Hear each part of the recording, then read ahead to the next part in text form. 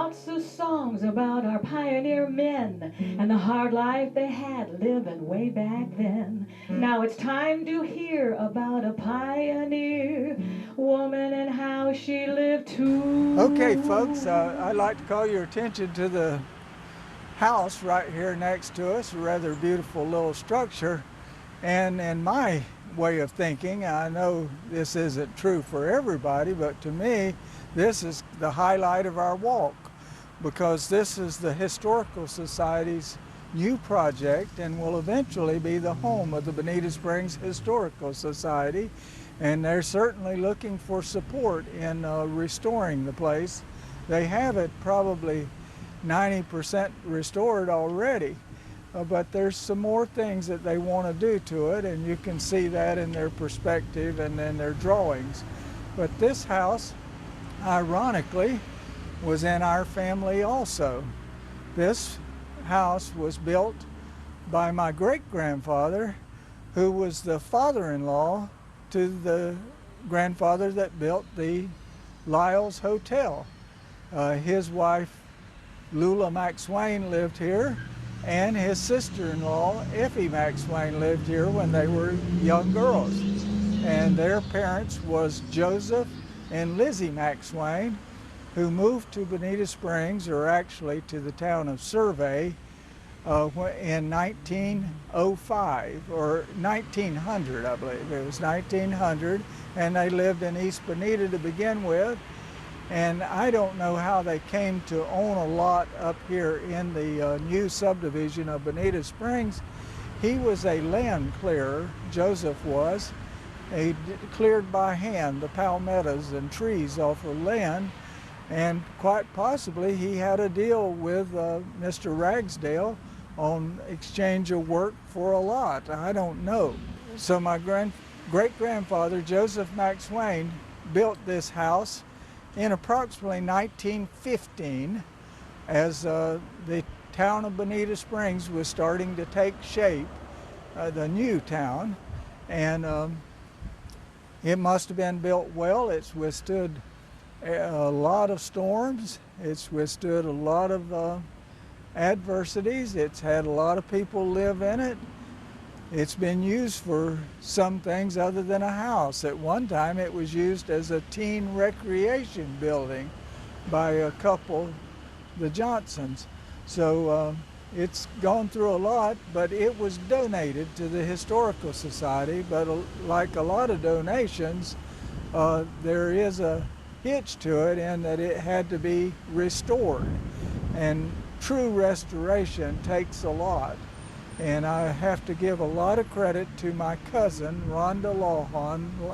She was a Liles by birth, and she is the reigning and was the past president or president of the Historical Society at the time this was donated. And she has spearheaded the effort to restore it, and we'll have to give her a lot of credit. She has put hours upon hours and a lot of work and travel into restoration. For instance, the windows in the living room, part of them came from up in a Tampa area, and also I think the door did. So that'll give you an idea of some of the efforts that have been made. So I'd like you to stay tuned to this when it becomes a little mini museum and the Historical Society's headquarters.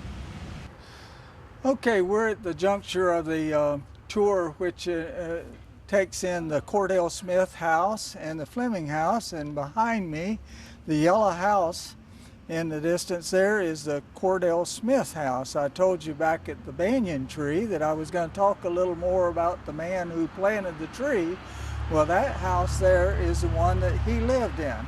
The house was built along with several others in the initial development of the subdivision later known as Bonita Springs, and was the beginning, the nucleus of the town of Bonita Springs.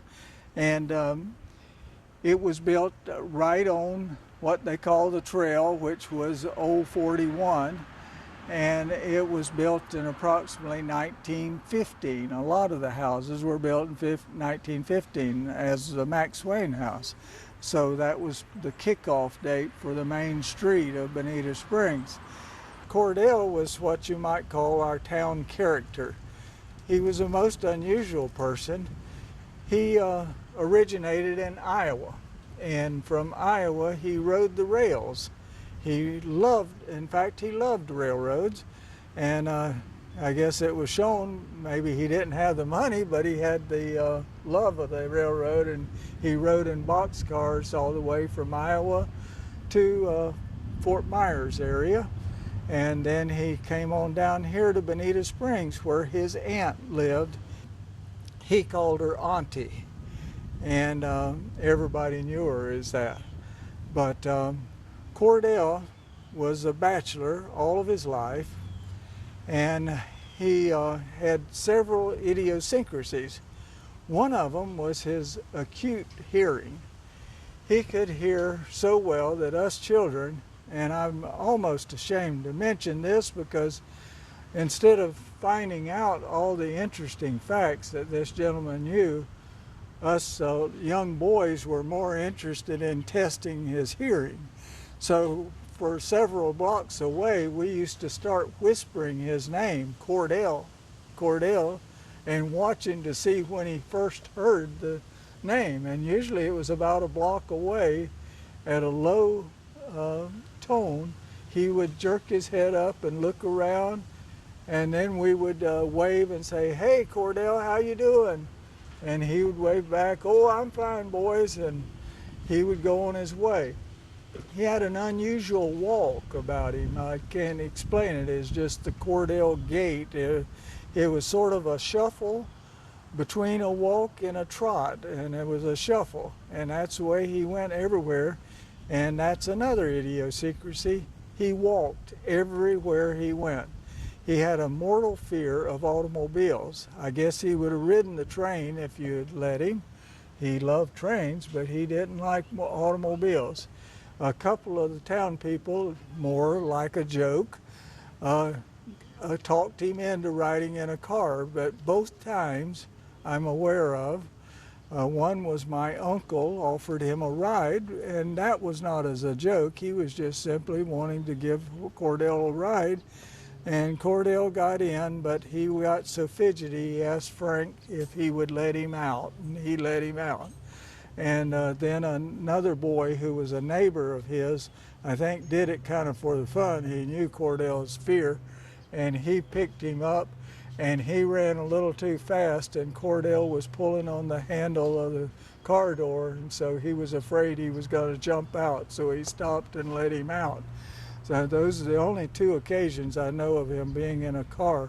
I guess they carried him in a car down to the cemetery after he died. I feel sorry for him on that one, but he had nothing to say about it. But anyway, the other thing he had was a eternal desire of reading everything he put his hands on. I had been in his house before when he was alive. I can't remember why. I was a little boy, but rooms was wall-to-wall magazines, stacks of magazines and papers, and he had books galore in there. And he had read everything in there. He probably started rereading some of it. And if he was walking down the street and he saw a chewing gum wrapper on the ground, he stopped and picked up the chewing gum wrapper, and he would look at it and he would dissect it. He would look where the company was and when the company was founded, if it would say that. He would find everything he knew.